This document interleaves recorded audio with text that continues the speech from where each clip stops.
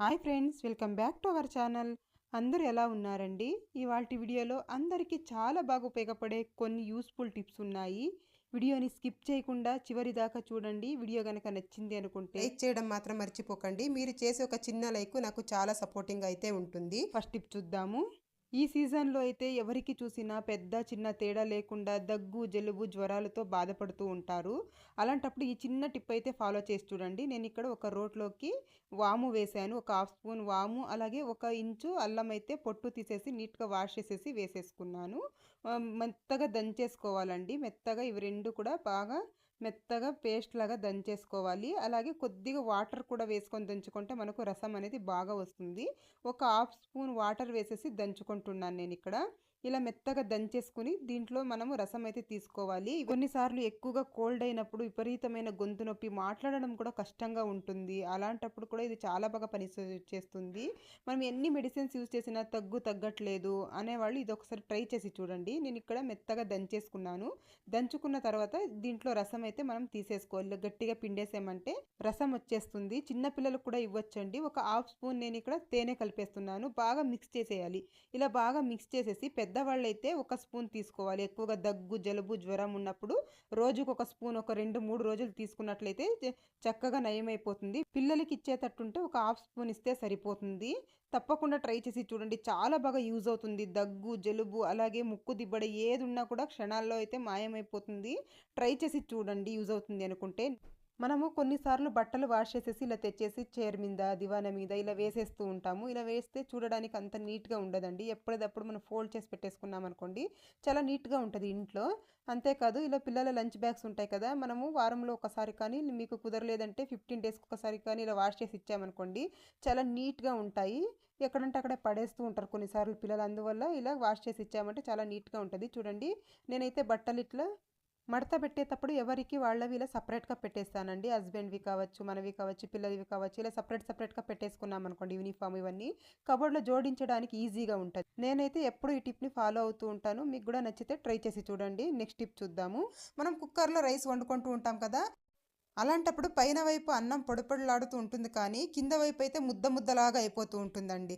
అలా కాకుండా ఉండాలంటే కొద్దిగా ఆయిల్ వేసేసేయండి కుక్కర్లో. ఇలా ఆయిల్ వేసేసి ఇలా స్ప్రెడ్ చేసేసి మనము బియ్యం కనుక వేసేసి అన్నం వండుకున్నామే అనుకోండి, ఎన్ని కావాలో అన్ని వాటర్ వేసేసుకొని చాలా చక్కగా అయితే పొడిలాడుతూ వస్తుంది. ట్రై చేసి చూడండి. నెక్స్ట్ టిప్ చూద్దాము. మనం టిష్యూ పేపర్లు అయితే ఇక్కడ ఓపెన్ చేసేస్తూ ఉంటాం కొత్తగా తెచ్చినప్పుడు. ఇలా ఓపెన్ చేసామంటే తీయడానికి కష్టంగా ఉంటుందండి బయటికి.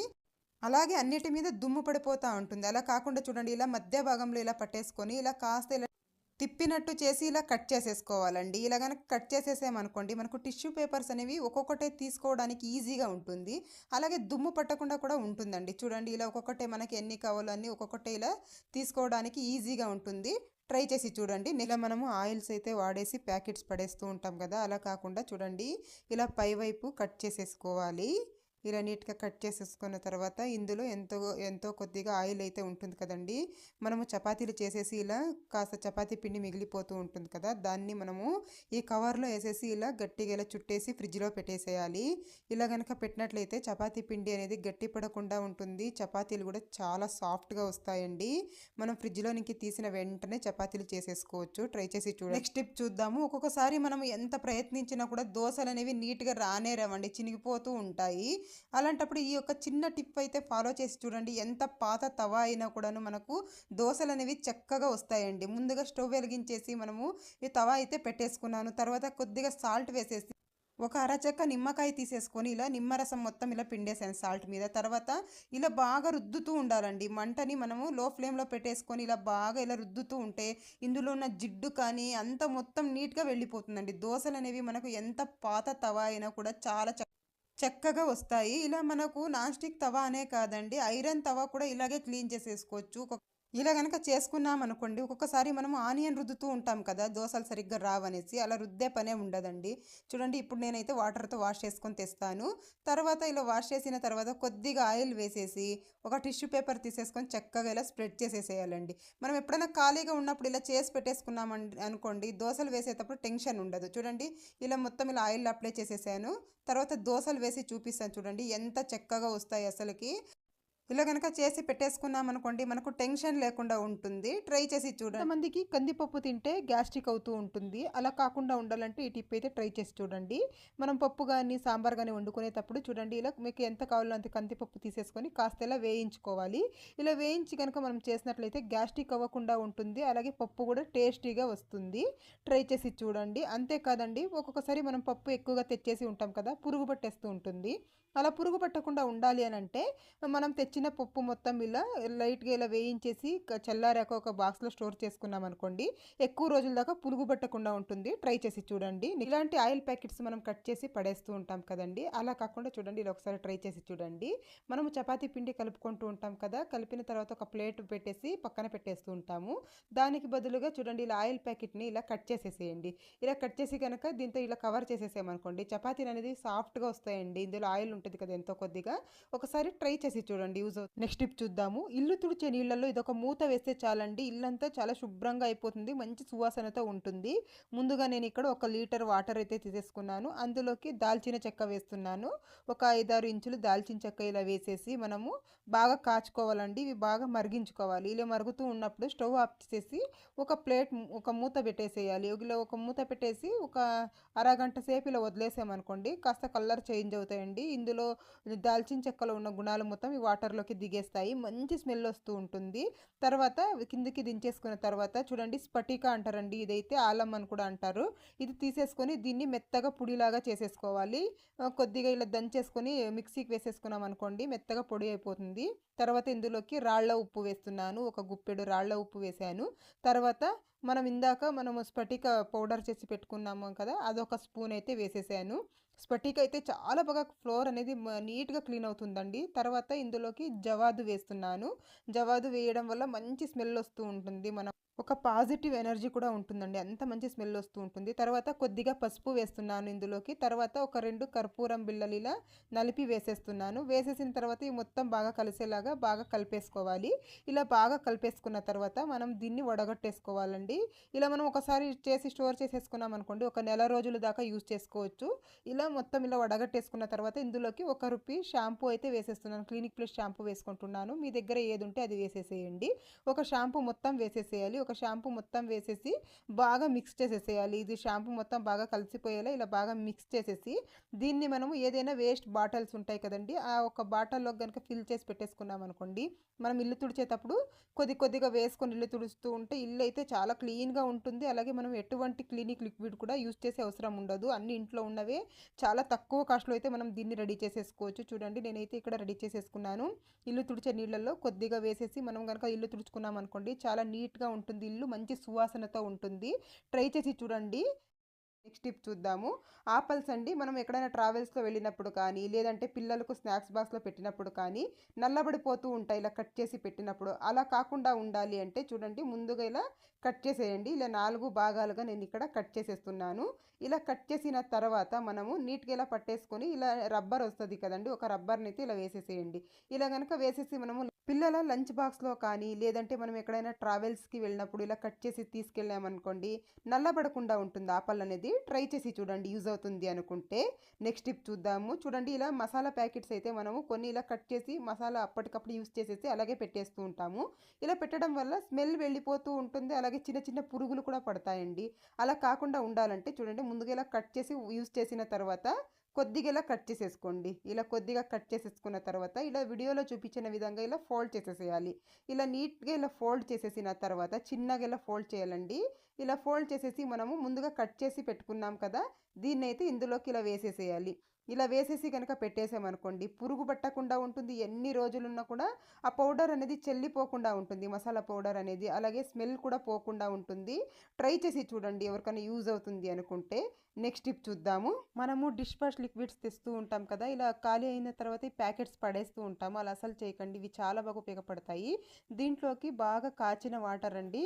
బాగా కాచేసి దీంట్లో వాటర్ అయితే ఫిల్ చేసేసుకోవాలి. ఎవరికైనా మిడిగులి నొప్పులు ఉంటాయి కదండీ! కాళ్ళ నొప్పులు, మిడిగి నొప్పులు, పాదాలును ఎక్కువగా నొప్పి పెడుతూ ఉంటాయి. ఎక్కువగా నిలబడుకొని వంట చేయడం ఇలా చేయడం వల్ల. ఇలా గనక పెట్టి కొద్దిసేపు ఇలా రిలాక్స్ అయ్యామనుకోండి చైర్ మీద కూర్చొని ఏదైనా మిడిగి నొప్పులు ఇలాంటివి ఉన్నా కూడా వెళ్ళిపోతాయి. ట్రై చేసి చూడండి. నేను ఇక్కడ కొద్దిగా టూత్ పేస్ట్ తీసుకుంటున్నానండి. తర్వాత ఇందులోకి కొద్దిగా వ్యాజ్లైన్ తీసుకోవాలి. ఇంట్లో వ్యాజ్లైన్ ఉంటుంది కదా! కొద్దిగా వ్యాజ్లైన్ తీసేసుకొని 2 కూడా చక్కగా మిక్స్ చేసేసేయాలండి.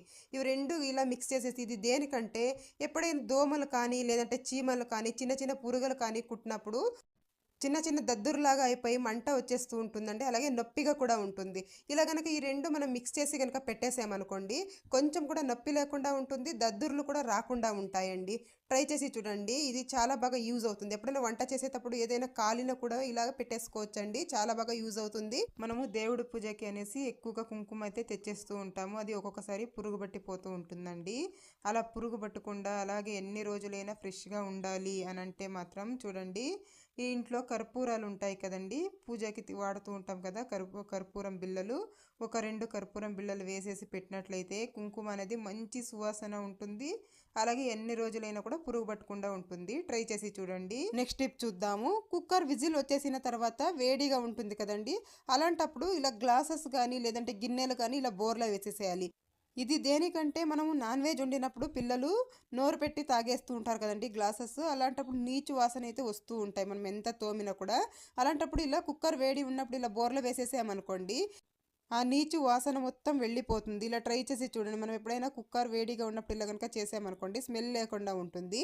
అంతేకాదండి, గిన్నెలు కూడా మనము నాన్ వెజ్ కానీ ఏదైనా తీసి పెట్టినప్పుడు స్మెల్ వస్తూ ఉంటాయి కదా! అలాంటప్పుడు ఇలా కుక్కర్ మీద ఇలా బోర్లో వేసేసామనుకోండి వాష్ చేసిన తర్వాత స్మెల్ అనేది లేకుండా ఉంటుంది. ట్రై చేసి చూడండి. ఇప్పుడు వానాకాలం కదండీ! ఆనియన్స్ అయితే తొందరగా కుళ్ళిపోతూ ఉంటాయి. అలాగే మొలకలు వచ్చేస్తూ ఉంటాయి.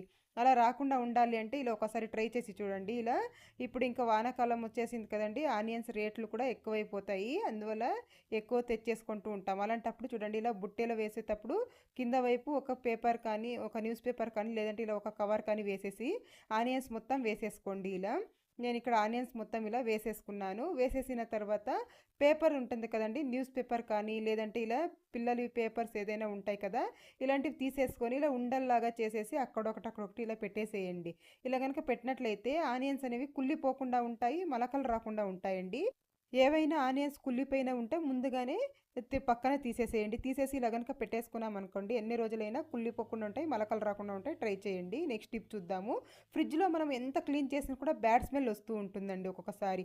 అలా రాకుండా ఉండాలంటే ఒక బౌల్‌లో వాటర్ తీసేసుకోండి. తర్వాత అందులోకి ఒక 4, 5 లవంగాలు, అలాగే ఒక స్పూన్ ఉప్పు వేసేస్తున్నాను. మీ దగ్గర నిమ్మరసం ఉంటే ఒక స్పూన్ నిమ్మరసం కూడా వేసేసుకోండి. వేసేసుకున్న తర్వాత దీన్ని మనము ఫ్రిడ్జ్‌లో పెట్టేసేయాలండి.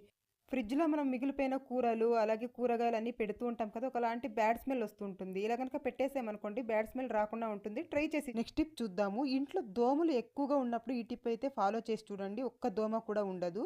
ముందుగా నేను ఇక్కడ ఒక టిష్యూ పేపర్ తీసుకున్నాను. అందులోకి కొద్దిగా వాము వేశాను. తర్వాత కొద్దిగా మెంతులు వేసుకోవాలి. కొద్దిగా మెంతులు వేసేసి తర్వాత కొద్దిగా పసుపు వేసుకోవాలి. వేసుకున్న తర్వాత ఇలా వీడియోలో చూపించిన విధంగా ఈ టిష్యూ పేపర్ని ఇలా ఒక ఒత్తిలాగా అయితే మనం తయారు చేసుకోవాలి. ఇలా గట్టిగా చుట్టేసామనుకోండి 4 వైపులు పట్టుకొని ఇలా ఒత్తిలాగా అయితే తయారైపోతుంది. దీన్ని మనము ఒక మట్టి ప్రమిదలో ఇలా పెట్టుకోవాలి. ఇలా పెట్టేసిన తర్వాత కొద్దిగా నెయ్యి వేస్తున్నాను. కొద్దిగా ఆవు నెయ్యి వేస్తున్నాను. ఆవు నెయ్యి వేయడం వల్ల మంచి స్మెల్ వస్తూ ఉంటుంది. ఆవు నెయ్యి వేసేసి ఇప్పుడు దీన్ని వెలిగించాలి. ఇలా వెలిగించి కాసేపు అలా వదిలేసేయాలండి. ఇలా వదిలేయడం వల్ల ఇది పూర్తిగా కాలిపోతుంది.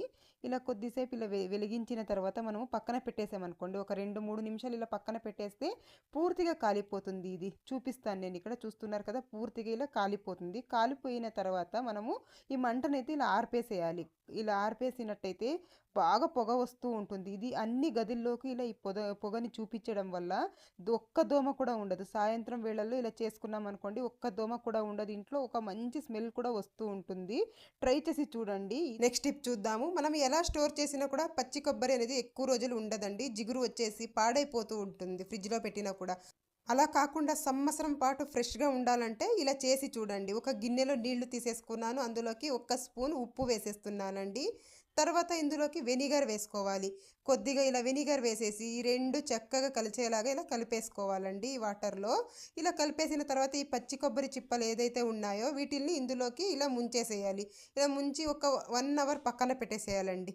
ఇలా పెట్టేసి మనం ఒక 1 అవర్ ఇందులో ఈ వాటర్‌లోనే వదిలేసేయాలి. నేను ఇక్కడ ఒక 1 అవర్ పక్కన పెట్టేస్తున్నాను. తర్వాత వీటిల్ని వీడియోలో చూపించిన విధంగా ఇలా చక్కగా ఇలా వాష్ చేసుకోవాలండి. ఏదైనా జిగురు ఏదైనా ఉంటే వెళ్ళిపోతుంది. ఇలా నీట్‌గా మనం ఇలా కడిగేసుకోవాలి. ఇలా కడిగేసుకోవాలండి. చక్కగా ఇలా కడిగేసి నేనైతే సైడ్‌కి తీసేసుకున్నాను. వీటిల్ని ఏం చేయాలంటే చిన్న చిన్నగా ఇలా పీసుల్లాగా చేసేసుకోవాలి. ఇలా అయినా చేసుకోవచ్చు, లేదంటే ఇలా చాకుతో అయినా చూడండి. చాకుతో అయితే ఇలా ఈజీగా తీసేయొచ్చు. ఇలా కట్ చేసి ఇలా వేసామనుకోండి నీట్‌గా వచ్చేస్తుంది. ఇలా కట్ చేసి చిన్న చిన్నగా ఒక మిక్సీ జార్‌లో వేసేసి మనము మిక్సీ పట్టేసుకోవాలి. ఒక 5 నిమిషాలు కేటాయించామనుకోండి మనం సంవత్సరం అంతా కూడా దీన్ని ఈజీగా యూస్ చేసుకోవచ్చండి. ఇలా నేను చిన్నగా ఇలా మిక్సీ పట్టేసుకున్నాను. తర్వాత ఇలా ఒక బాక్స్‌లో అయితే వేసేస్తున్నాను. ఒక బాక్స్‌లో ఇలా ఒక ప్లాస్టిక్ బాక్స్‌లో కానీ లేదంటే ఇలా స్టీల్ బాక్స్‌లో కానీ వేసేసుకోండి. వేసేసుకొని ఇలా కొంచెం కూడా గ్యాప్ లేకుండా ఇలా టైట్‌గా ఇలా ప్రెస్ చేయాలండి. ఇలా స్పూన్‌తో ఇలా ప్రెస్ చేసేసి మనము దీనికి మూత పెట్టేసి డీప్ ఫ్రిడ్జ్‌లో పెట్టేసేయాలి. ఇలా గనక పెట్టేసామే అనుకోండి 1 ఇయర్ దాకా మనకి ఎప్పుడు కావాలో అప్పుడు తీసి యూజ్ చేసుకోవచ్చండి. పచ్చి కొబ్బరి కావాలి అన్నప్పుడు అప్పటికప్పుడు ఎదుక్కునే పని లేకుండా ఎక్కువగా పచ్చి కొబ్బరి ఉన్నప్పుడు ఇలా గనక చేసామనుకోండి సంవత్సరం పాటు నిలువ ఉంటుంది. ఇదండి ఇవాల్టి వీడియో. వీడియో గనక నచ్చింది అనుకుంటే లైక్ చేయండి, షేర్ చేయండి, ఛానల్‌కి సబ్స్క్రైబ్ చేసుకోండి. Thank you for watching.